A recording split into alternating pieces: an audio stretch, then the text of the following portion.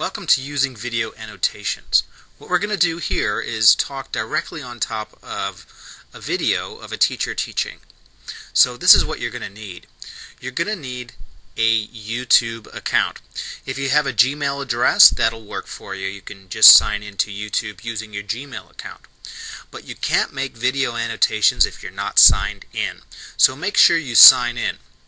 When you open the link that I sent you over email or from the wiki, you may see a pink bar across the top of the video. If you see that, that means you need to sign in. So please click that word that says here, sign into YouTube, and you'll be able to add annotations. You'll also need to make sure that annotations are turned on. If you don't see any annotations toggle buttons, you're probably not logged in correctly. So the viewing annotations toggle button is on the lower right hand side of the viewing screen. It's a little arrow pointed up. The writing annotations button is on the upper right hand side of the screen. That's a red square box with a white triangle in the middle. Make sure that you have annotations turned on. To add a comment using annotations is pretty easy. I'm going to walk you through the steps of doing that right now, and then we're going to practice adding comments to a video. The first step is to click the transparent button in the lower left hand side of the screen.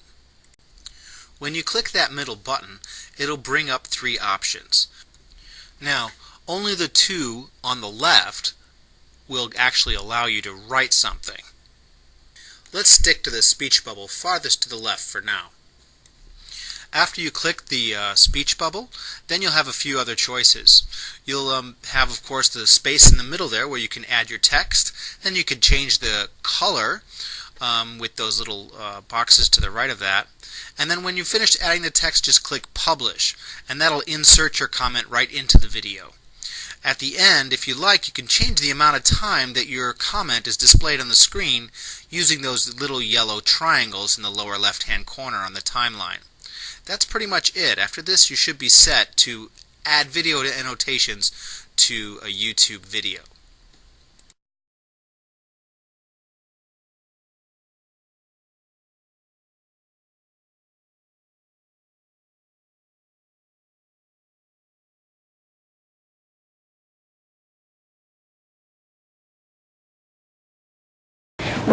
Why do you think I might have you watch the TED Talks? Any idea or clue why I might do this? Stacy, take a step. You could use it in your classroom. Well, yeah, you could totally, if you could connect it to your classroom, absolutely. You could totally use it in your classroom. But any other ideas about why you might like it? That's a good thought. That's not why I had you do it, though. Any other thoughts? Why, Zuri? It's a way of getting news and information without like watching the news or reading the news. Yeah. Ideally, you're intrinsically motivated to learn something new on your own. That you can do. No one's forcing you to do this. I forced you to do it. But technically, from here on out, this is on your own if you want to develop it. And I just want to let you know it's actually become more than just vidcast, right? Video podcast, essentially. It's now at the community. It's at the regional and global level. And I want to show you just a quick video, so if you don't mind, about how this has gone worldwide and in communities and in cities where you can actually watch the TED Talks themselves.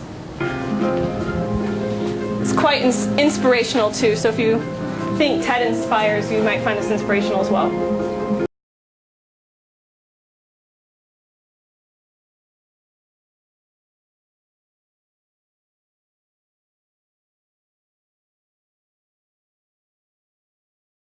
Screencast, podcasts, and vidcasts.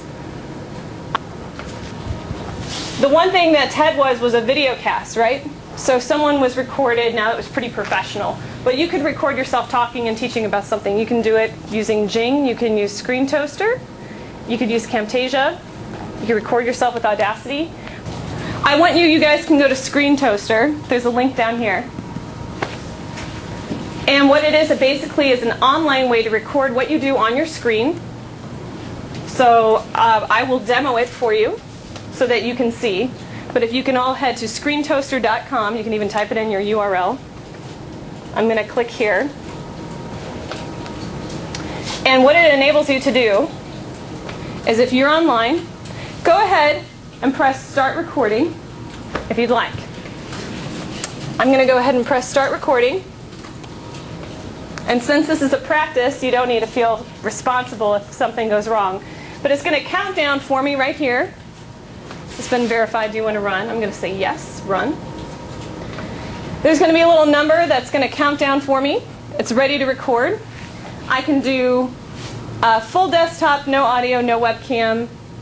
So this is just going to record my screen. Now if I have a mic plugged in, I can actually record my voice while I'm doing this. But since we don't have audio right now, that's cool. We're just going to go ahead and hit record. And it's going to say it's going to get ready.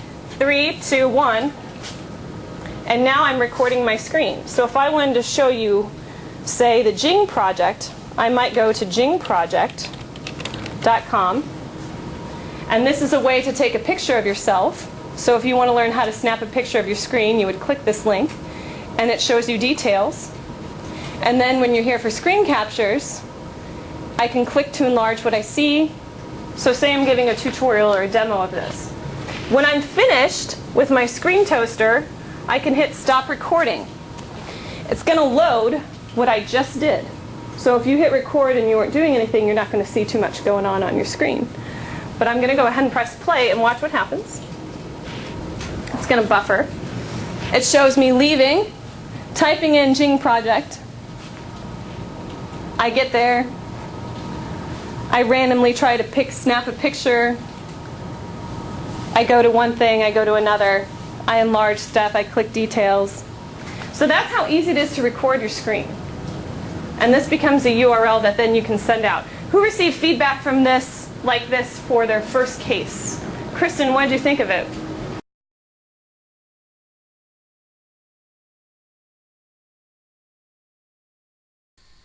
Take a second now and see if you'd like to go back and change the length of your comments or edit what you said.